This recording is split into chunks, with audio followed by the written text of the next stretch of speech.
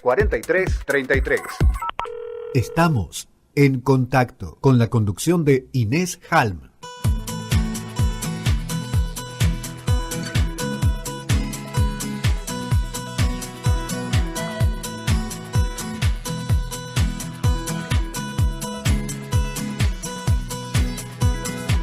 Quisiera buenas noticias entre tantas malas que siempre me dan. Multiplicar las sonrisas y empezar las caras largas a borrar, sin saber a dónde va mi vida. Siempre he sido positiva, es mi filosofía. ¿Para qué dejar que el miedo entre sin llamar? ¿Para qué llorar si puedo respirar y caminar? ¿Para qué no voy a caer? ¿Para qué no voy a perder? ¿Para qué solo tengo que creerlo? Es un día nuevo,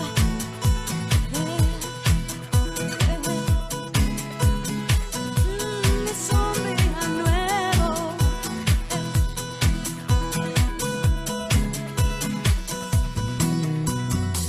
Hoy tengo buenas noticias. Después de unos días ha salido el sol y tengo una primicia. Mi vecina hoy por fin me saludó, sin saber a dónde va mi vida.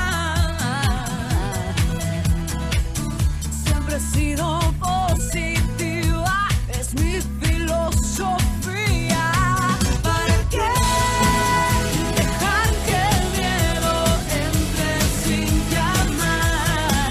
¿Para qué llorar si puedo respirar y caminar?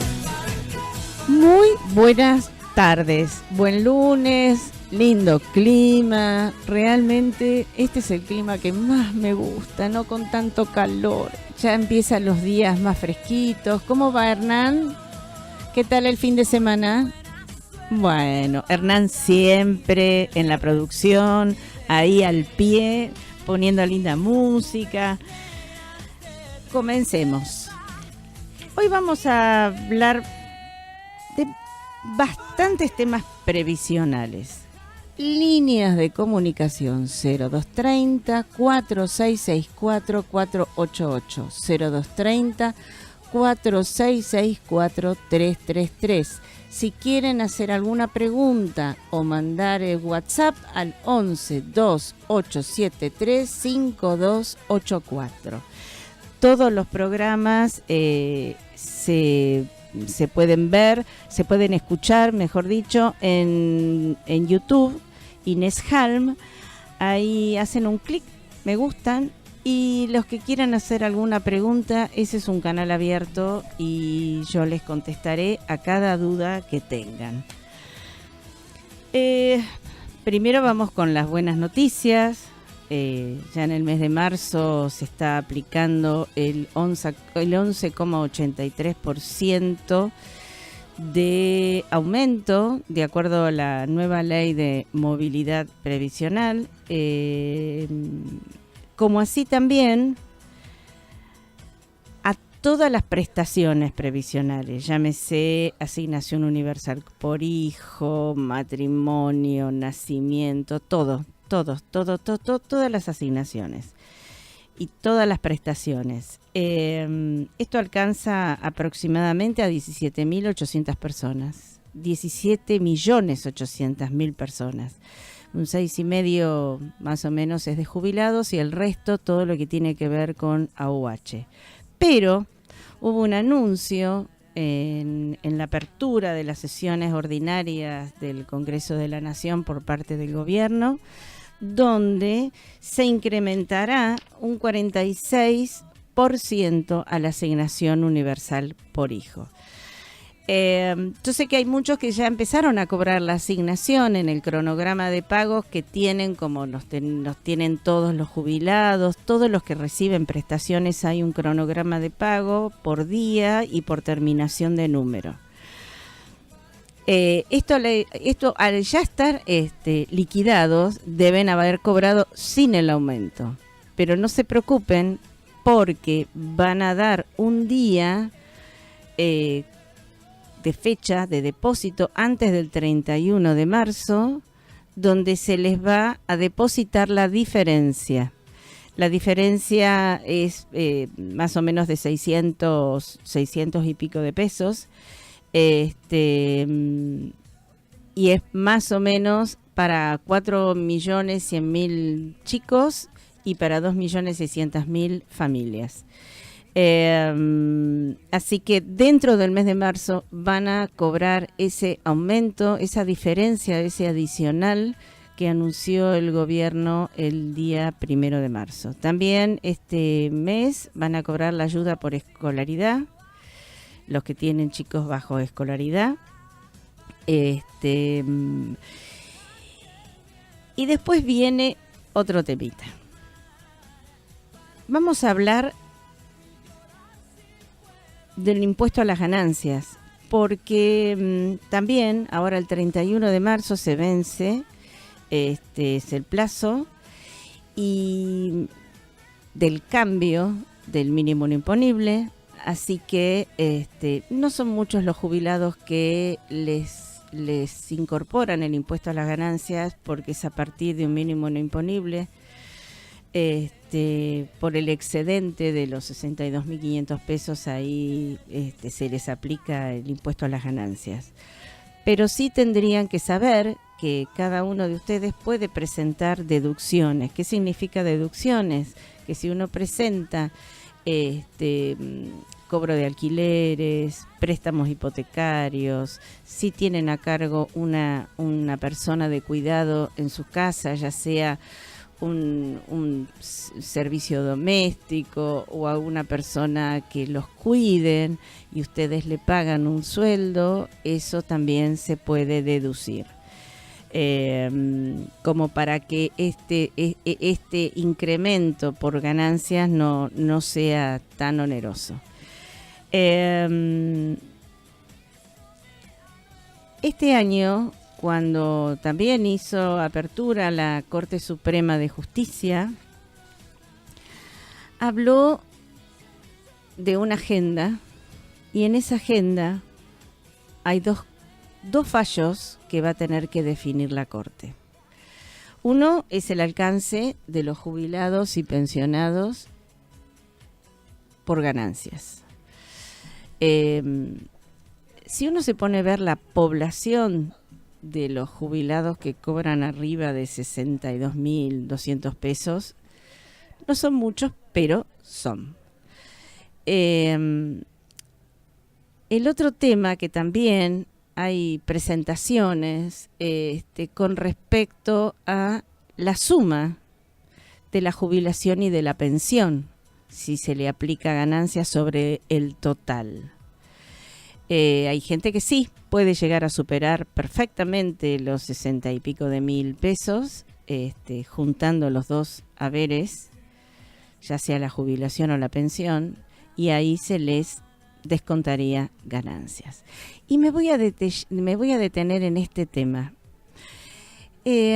ANSES, el año pasado, cosa que pienso que los abogados previsionalistas ya deben haber hecho alguna presentación, seguramente.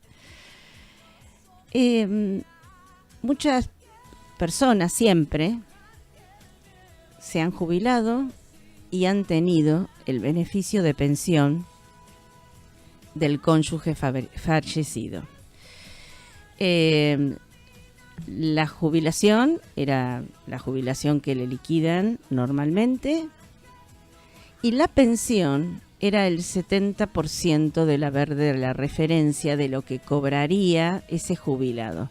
Por ejemplo, si había una persona jubilada, casada y falleció, el supérstite cobra el 70% del haber de referencia de esa jubilación.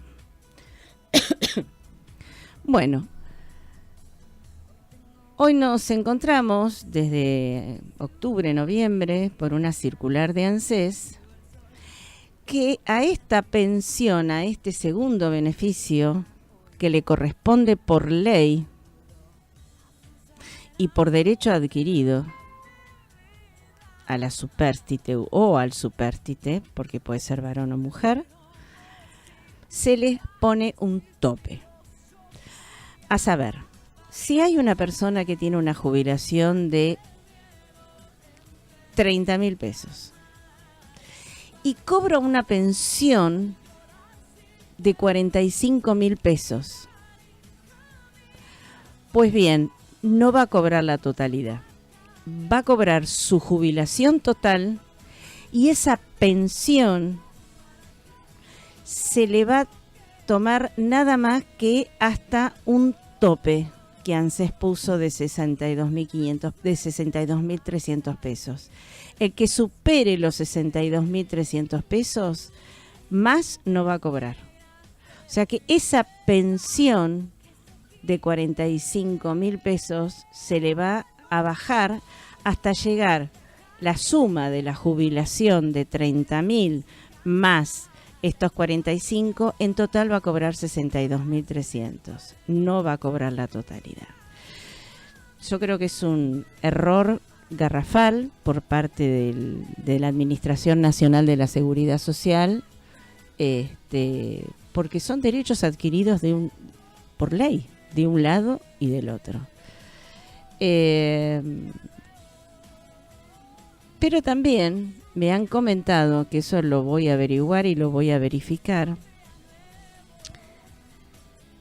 con un código que apareció en estos días de pensión cero, que tampoco entendemos qué significa. Así que es para estar mirando, atento y hablarlo con ANSES, los que inician una pensión derivada o una pensión directa, y los que están con un abogado patrocinante también. Otro tema que también tiene la Corte, que es un tema de hace 10 años, que era una presentación colectiva que había hecho hace mucho tiempo el defensor del pueblo, de la nación, que hoy es un cargo que está céfalo. No hay defensor del pueblo de la nación tan necesario para la ciudadanía, tan necesario para la ciudadanía, que es una presentación colectiva para que el reajuste de todos los juicios que se fueron presentando, en vez de que cada persona inicie un reajuste para el caso Badaro, por el caso Elis, por el caso, sobre todo caso Badaro, se haga en forma colectiva y se aplique a todos los que presenten reajuste. Y que ANSES lo tome como porque ya sentó jurisprudencia. ¿Para qué presentar cada vez cada uno? Que ANSES directamente lo tome. Pero bueno, esto vamos a ver qué es lo que dice la Corte en este año. Son 2 fallos importantes, ya sea la de ganancias como la de esta presentación colectiva sobre el reajuste, extender a todos los jubilados que han hecho su presentación. Entiendo que es una erogación de dinero muy importante, pero bueno, es un derecho que tienen absolutamente todos los jubilados. Vamos a un corte y seguimos. Estás en la tarde de Radio X Pilar.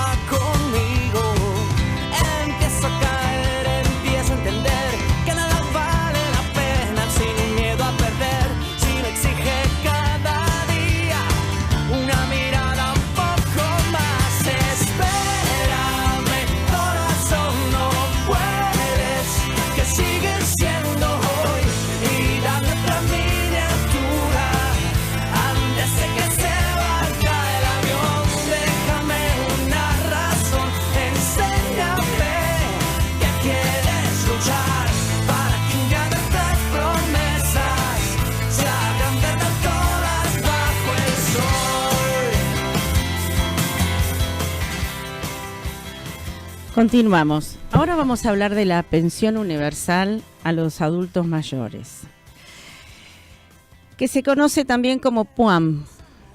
Mucha gente va a escuchar qué es la PUAM. Bueno, la PUAM es la prestación universal al adulto mayor.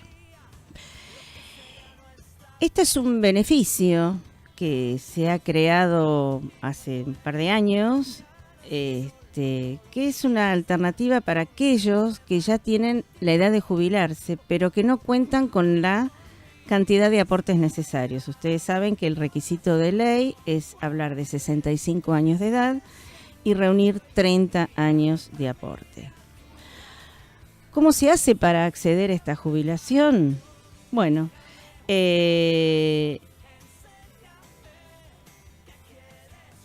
una de las cosas positivas que tiene esta jubilación es que es vitalicia y es fácil de obtener para cualquier residente.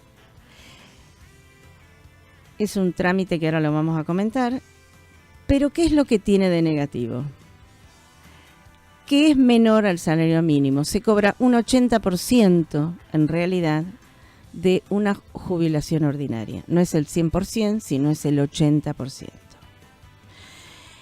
Y ahora, hasta hace poco tiempo, se suma que toda persona, porque antiguamente decían, bueno, los que no llegaron a reunir los requisitos como para obtener una jubilación ordinaria, aunque sea la mínima, había posibilidad de... Yo llegué a los 65 años, no tengo los 30 años, supongamos que tenga 28 años de aporte, me faltan 3.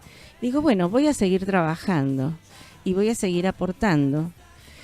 Y una vez que aporte esos 3 años faltantes, mientras tanto obtengo el beneficio de la pensión universal al adulto mayor.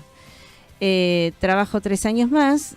Cuando llegue a cumplir los requisitos que me impide la ley de los 30 años de aporte, presento el certificado de esos 3 años faltantes y hago el cambio de la pensión universal a la vejez o al adulto mayor por la jubilación ordinaria. Esto hasta el año pasado convivía de esa manera. A partir de antes de fin de año, esto se prohibió. O sea que la persona que sigue, que cobra el beneficio, tiene prohibido trabajar y cobrar la PUAM, aportar. El monto más o menos anual es equivalente, vuelvo a repetir, al 80%, es 8.300 pesos aproximadamente. Se actualiza en forma también trimestral, con la ley de movilidad. Obviamente que hay zonas que tienen un beneficio que se incrementa entre el 30 a 40% de acuerdo a la zona de donde esté viviendo. Cobran asignación por cónyuge, tienen la obra social del Instituto Nacional de Servicios Sociales, o sea, PAMI. Y esto, otra de los temas también, no es derivada, es vitalicia. Y ese beneficio se extingue con el fallecimiento de la persona. No es que se deriva al supérstite. La otra vez, sí, lo único que pueden llegar a cobrar es el subsidio de contención familiar, nada más. La otra vez estábamos hablando, o sea, había una duda con una persona con respecto que estaba ya cobrando una PUAM y no era el caso de esta persona en particular, pero se dio una duda.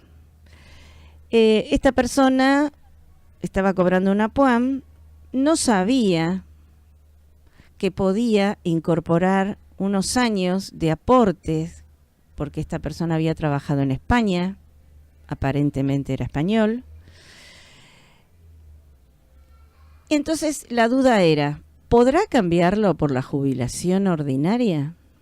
Algunos dijeron que no, porque la circular que era esta circular nueva que prohíbe seguir trabajando y juntar aportes posteriores para cambiar ese beneficio de pensión al adulto mayor por una jubilación ordinaria, no iba a ser posible. Y a mí me parece que sí. ¿Por qué? Porque yo a los 65 años no reuní en ese momento los requisitos de beneficio para una jubilación ordinaria. Entonces pido una PUAM. Pero también desconocía que estos 13 años o 10 años o lo que sea que había trabajado en el exterior, porque yo vengo de otro país, había convenios internacionales y tratados de reciprocidad donde esos aportes del exterior son válidos para este país y para cumplimentar los requisitos de ley, llegar a tener los 30 años. Entonces, ahí sí, un jubilado, porque no es que tiene el beneficio y aporta 3 o 4 años más. No, ya los tenía. O sea, es de los años 65 para atrás. Entonces ahí sí, porque tiene su derecho adquirido. Se presenta ante convenios internacionales, hace validar mediante tratados de reciprocidad con los países que nosotros tenemos, 5 o 6 países más o menos con tratados de reciprocidad, los más conocidos, obviamente que es Italia y España. Se reconocen esos años de trabajo mediante un formulario que se llena en ANSES, en esa oficina especial. Se le reconoce, ANSES hace de enlace entre el sistema, entre los institutos previsionales de estos países y nosotros. Entonces le hacen todo un reconocimiento, por ejemplo, de esos aportes, de ese trabajo que tuvieron, se incorpora, se los reconoce, se los trae con una resolución y a partir de ahí, si cumplimentó los 30 años, puede pedir el cambio de pensión universal al adulto mayor por una jubilación ordinaria. ¿Por qué? Porque cumplimentó a los 65 años los 30 años y son derechos adquiridos. Esto es muy importante que lo sepan, porque seguramente algunas personas no lo saben, y como se dio este caso, se puede dar otros casos también. También tienen que tener en cuenta que la moratoria para varones ya no hay más, y moratoria para las mujeres es hasta mitad de año y después no va a haber más moratorias. Por lo tanto, los que están en condiciones de ya presentar las jubilaciones con moratorias, armen todo ahora para poder ingresar este último tiempo, este último periodo que tienen antes de mitad de año. Sigo con el tema previsional. Acá hubo una nota que salió en el diario sobre la comparación entre la antigua movilidad previsional y la reforma que se hizo el año pasado.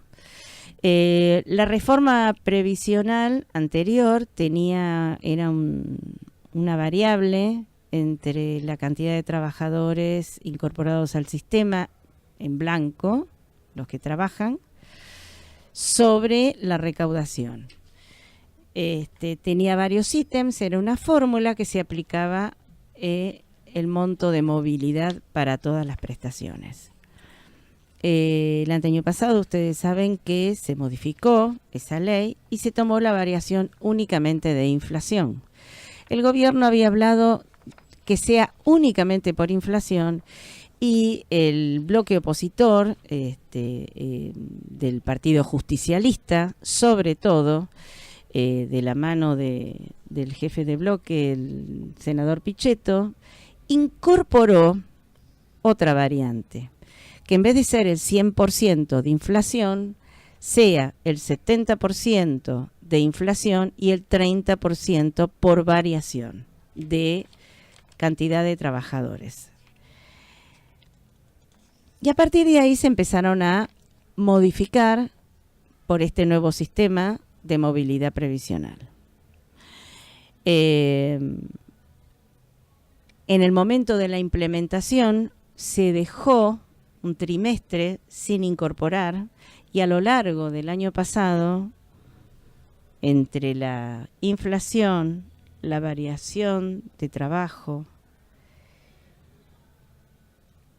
hubo una pérdida de un 13% en términos reales con respecto a la inflación en total, anual. Y según economistas de Ecométrica, dice que en realidad, si se hubiera aplicado la fórmula anterior, no hubiera habido mucha variación con respecto a esta nueva forma de determinar las movilidades. Y hace toda una serie de cálculos que tiene que ver con justamente la variación de los trabajadores ingresados al sistema, o sea, los aportantes, la recaudación que hubo de esos aportantes. Sabemos que esa variación bajó. ¿Por qué bajó? Porque hay menos aportantes ahora al sistema, porque el trabajo no creció, el trabajo se estancó y bajó. Y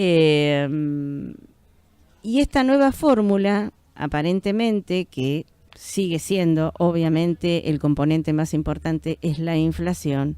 Algunos dicen que no iba a tener una gran variante, iban a ser muy poquitos los números en porcentajes entre la nueva, esta nueva modalidad de variación de la movilidad al fórmula vieja de la movilidad.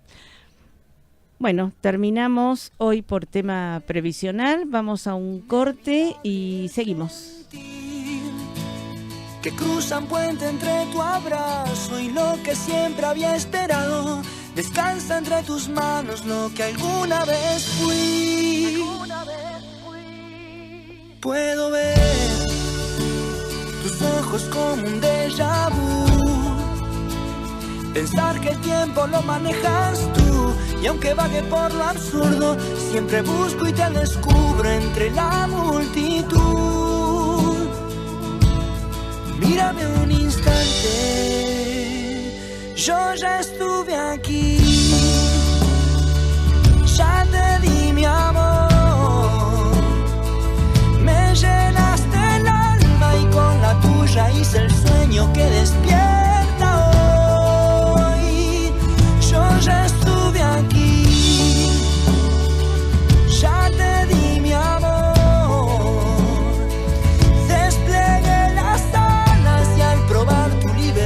Te di mi corazón. Mírame un instante.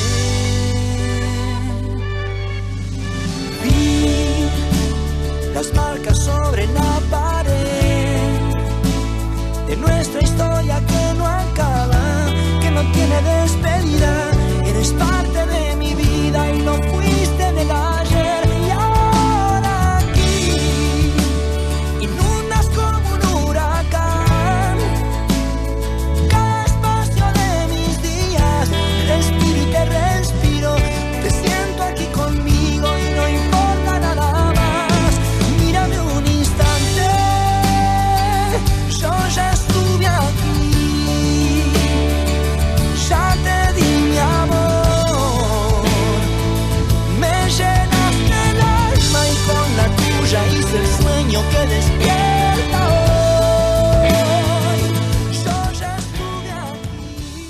Aquí estamos nuevamente y vamos a hablar con un amigo, Nicolás Guiri, el doctor Nicolás Guiri, que es el presidente de la Fundación para el Cambio Social de Rosario. ¿Cómo te va, Nicolás? Hola Inés, buenas tardes, un gusto como siempre. ¿Cómo vamos?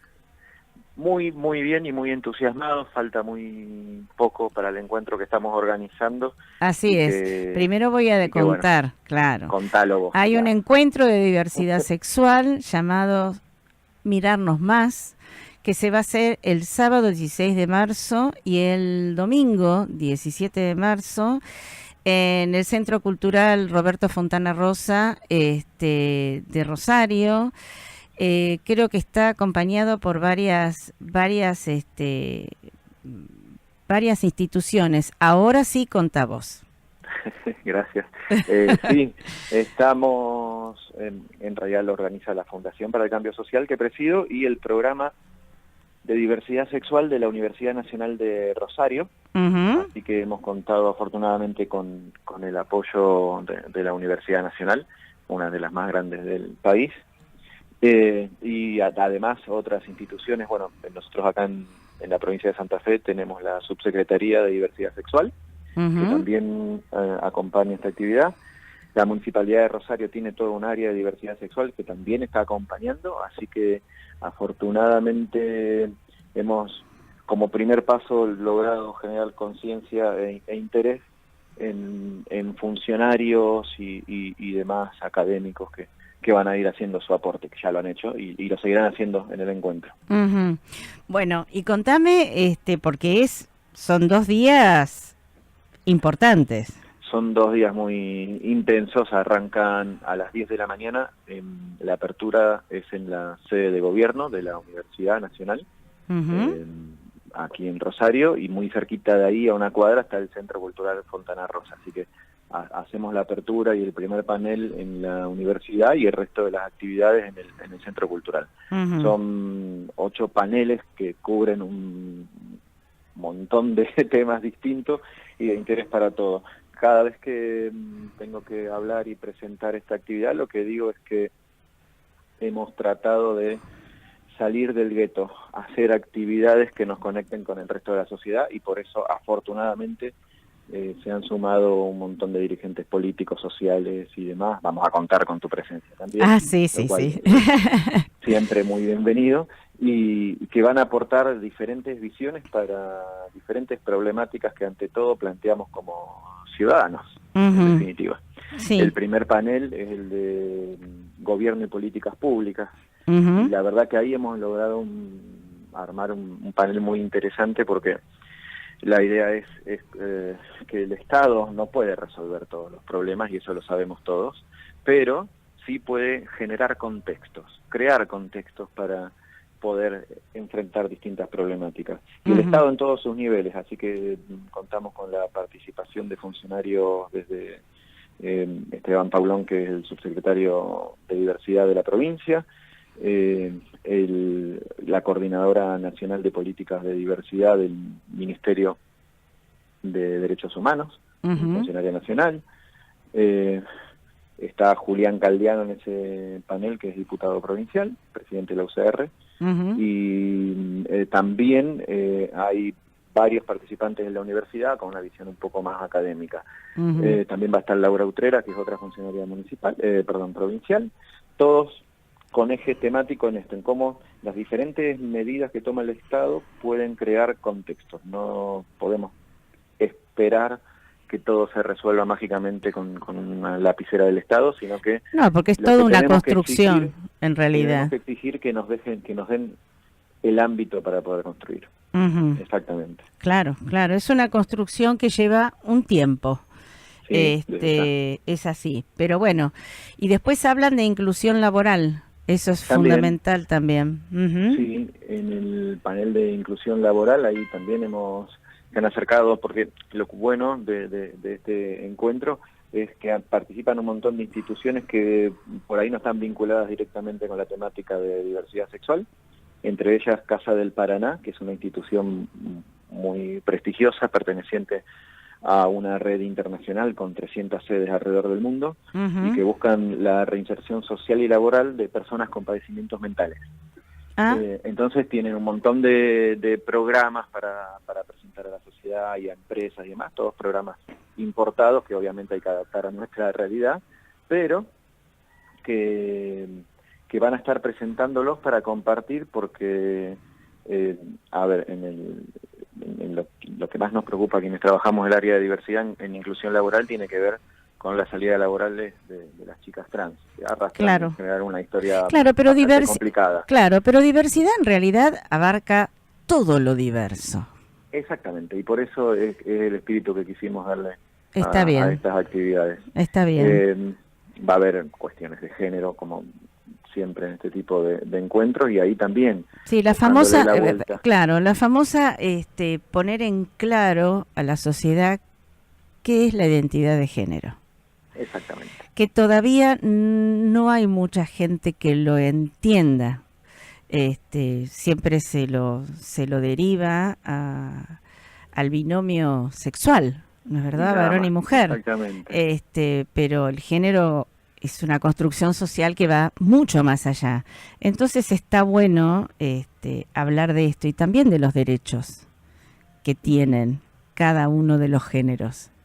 Y sí, eso es fundamental. Y sobre todo, en esto hay que brindar información, porque hay algunas cuestiones en donde parece que para algunos sectores esto se trata de una pelea política o hasta de cuestiones, no sé, de simpatía o ideología, y en realidad estamos hablando de la sociedad, de todas las personas. Claro, del derecho y la libertad de cada persona elegir su sexualidad y elegir de qué manera quiere vivir en esta sociedad.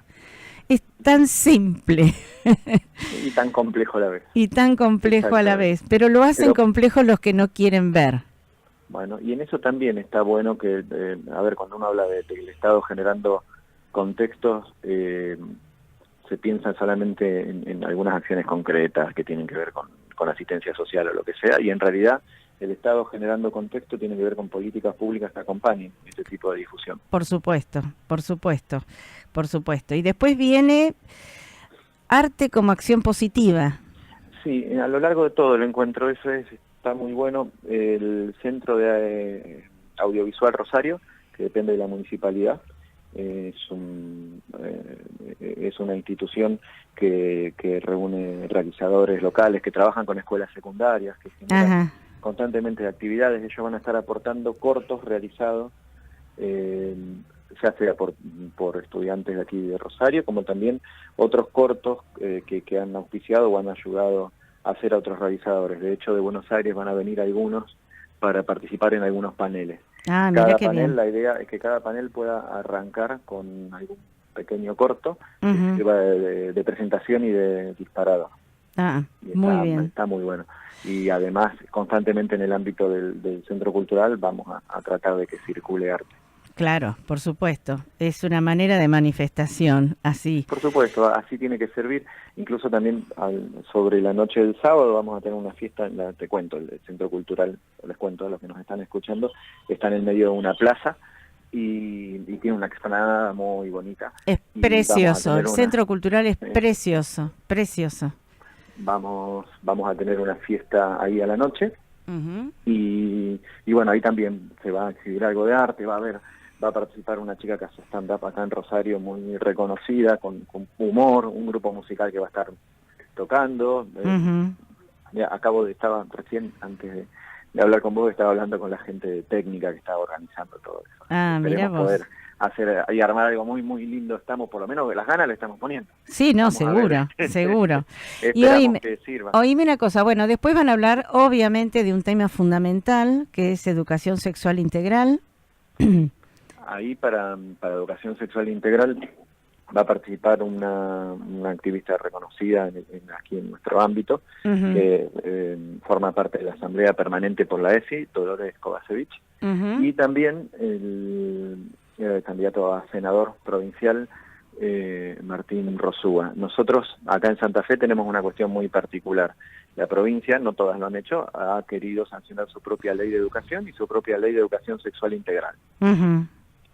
Estas dos leyes, que contienen obviamente normas sobre ESI, sobre educación sexual integral, pasaron la Cámara de Diputados y no pudieron traspasar el filtro de la Cámara de Senadores. Por eso hay dos, en realidad van a participar dos candidatos al Senado de la O sea, perdió estado Sí. parlamentario, o sea que tiene que Sí, volver a presentarlo. tiene que volver a presentar. Y la idea de invitar a Norma López, es la otra candidata senadora que va a participar, no en este panel, pero sí en otro de participación ciudadana, tenemos acá a la gente que quiere ocupar lugares públicos y que quiere tratar de mejorar la realidad. Bueno, acá queremos conocer su opinión sobre esto, queremos saber qué opinan, queremos saber qué conocen, porque la verdad que no sobre esta ley, pero concordarás conmigo que algunos de los discursos que tuvimos que escuchar el año pasado en la Cámara de Diputados y de Senadores cuando se discutió la ley de interrupción voluntaria del embarazo eran vergonzosos. Sí, realmente. Y creo que parte de nuestro compromiso ciudadano el elevar la vara. Y decir, a ver, muchachos, ¿qué saben de esto? ¿Qué opinan de esto? ¿Qué quieren de esto? Perfecto.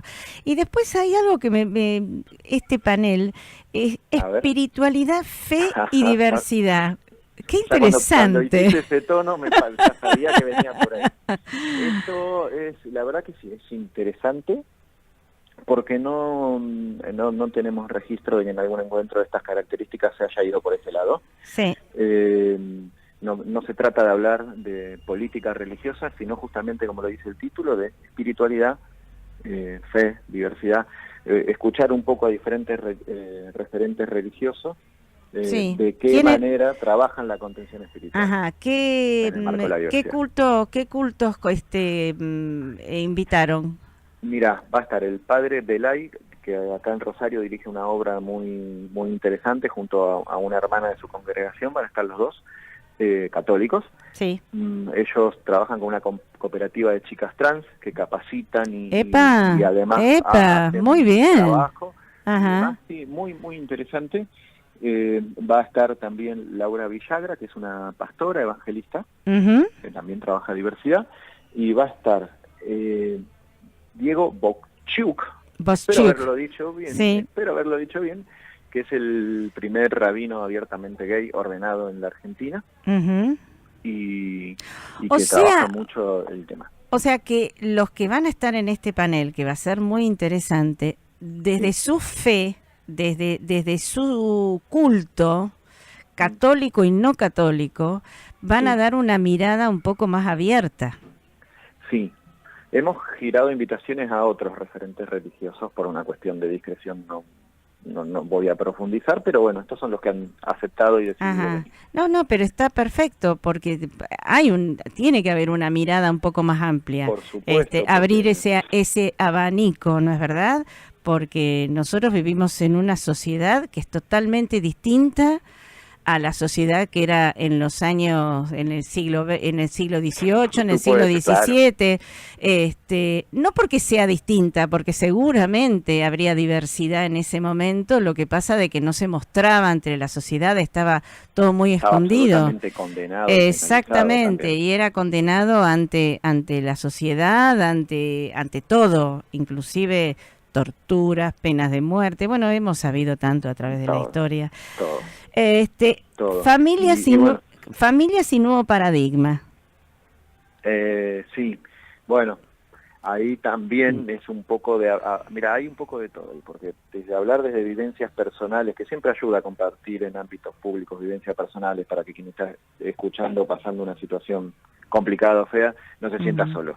Pero también queríamos aprovechar la oportunidad para brindar información a aquellas personas que por ahí no la tienen tan a mano constantemente. Una de las participantes es la doctora Daniela Soso, que es especialista en Derecho de Familia, y bueno, iba a dar un paneo general de cómo están las cuestiones del derecho de familia después de la gran reforma del 2015. Vamos a hablar sobre todo, creímos que lo más importante para apuntar era los nuevos tipos de uniones convivenciales, qué consecuencias acarreaban, y también obviamente va a estar presente, porque surge el interés, cuestiones que tienen que ver con adopción, por ejemplo. Claro. También va a haber otros participantes ahí, es la parte, digamos, más técnica, y que es fantástico que la doctora aceptado el desafío de venir en un ratito a dar grandes explicaciones de temas que son muy complejos, pero vamos a tratar de que así sea, de que pueda hacerlo, pero también va a haber referentes sociales y vamos a hablar un poco de cómo han cambiado.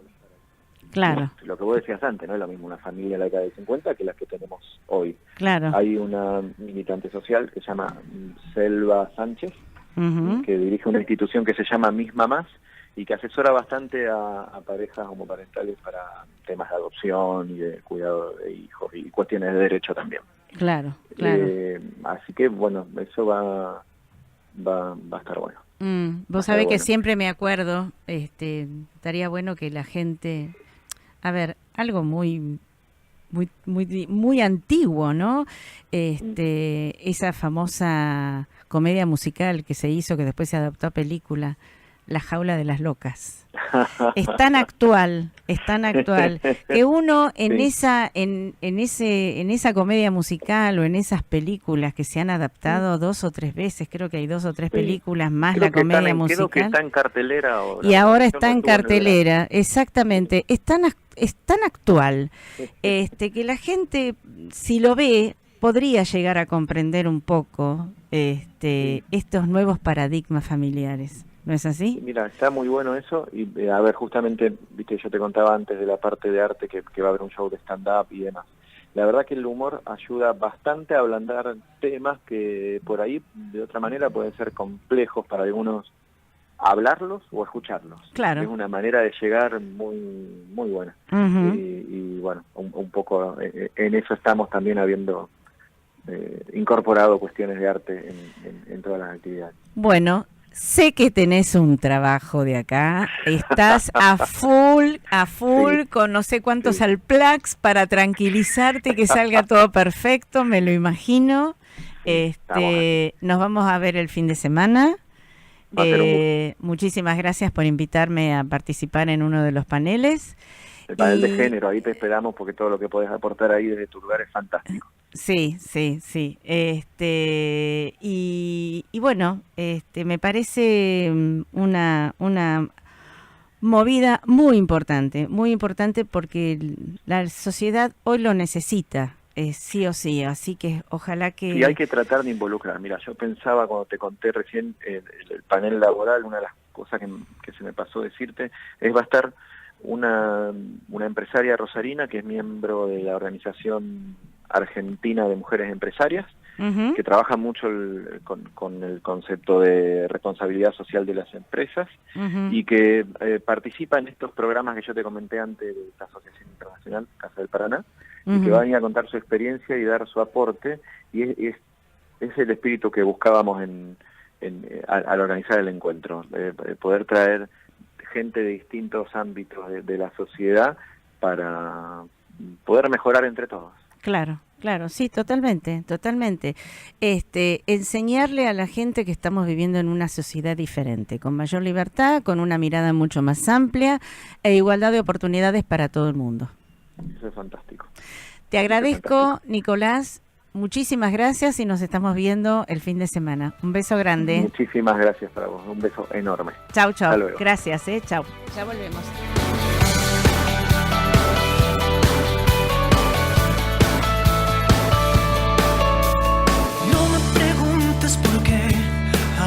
La nombro por casualidad, y es que aún la recuerdo, y es que aún llevo de... Bueno, y siempre tengo que hablar algo de política, no puedo, es más fuerte que yo. Salió un artículo muy interesante de María Dolores Gandulfo, el desafío de la ley de paridad para los partidos políticos. Esta semana pasada, el 7 de marzo, justo el día anterior al Día Internacional de la Mujer, que por supuesto todas adherimos, la marcha fue fantásticamente multitudinaria, siempre los reclamos son válidos y seguimos en la lucha porque hay muchas cosas todavía por resolver en esta sociedad. No era un siempre veo que le dicen feliz día, y en realidad es un día para conmemorar, es para reflexionar y conmemorar la lucha de esas trabajadoras, de esas operarias que murieron en ese incendio. Y que eso nos dio ese ejemplo de lucha que hoy en día las mujeres buscan en todos los ámbitos, laborales, educacionales, políticos, tener esa paridad de oportunidad en cuanto al varón. Exactamente el mismo lugar con distintas miradas, porque eso tiene que ver. El mismo lugar con distintas miradas. Y bueno, y esto tiene que ver también con que este año se reglamentó el 7 de marzo la ley de paridad para los partidos políticos para cargos electivos. Paridad y alternancia para cargos electivos. ¿De qué manera se va los decretos reglamentarios? Por lo general es un decreto que lo emana el Ejecutivo, porque es la aplicabilidad de la ley a la acción concreta, cómo se aplica esa ley. Acá lamentablemente faltó la paridad y alternancia a partidos políticos, y yo siempre digo que afecta fundamentalmente a la Unión Cívica Radical, que es un partido muy patriarcal. ¿Por qué? Porque habla de paridad pero no habla de alternancia. Y en la reglamentación, en vez de haber hecho una modificación en ese artículo donde se incorporaba, el artículo dice en su inciso B del artículo 6º que dice: se aplicará la paridad sin alternancia para cargos partidarios. Y eso lo tendríamos que haber modificado. Ahora va a ser un poco más difícil porque queda en manos de los partidos políticos, y nosotras desde el 2011 que venimos pidiendo paridad y alternancia en la modificación de la Carta Orgánica de la Unión Cívica Radical. Y hoy justamente esto lo van a hacer, sí, en el cónclave del PRO en Parque Norte, esta noche que se van a reunir, esta tarde que se van a reunir, y entre esos van a incorporar dos cosas fundamentales: el tema de la paridad y la alternancia en su carta orgánica que ellos tendrán, y van a aplicar un protocolo contra la violencia y discriminación, violencia de género y discriminación dentro de los partidos políticos. Este es un tema que nosotros en la Unión Cívica Radical ya siempre, para mí siempre son vanguardistas. Las rosarinas nos han venido a presentar al Comité Nacional un protocolo muy, muy, muy explícito, muy bien detallado para que se incorpore como modificación a la Carta Orgánica.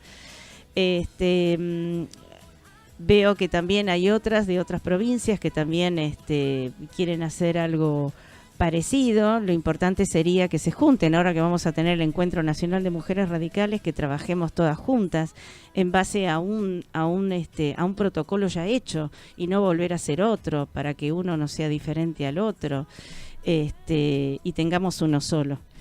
Así que bueno, me estoy despidiendo hasta el lunes que viene. Nos estamos viendo, Hernán. Chau, chau. Salido el sol.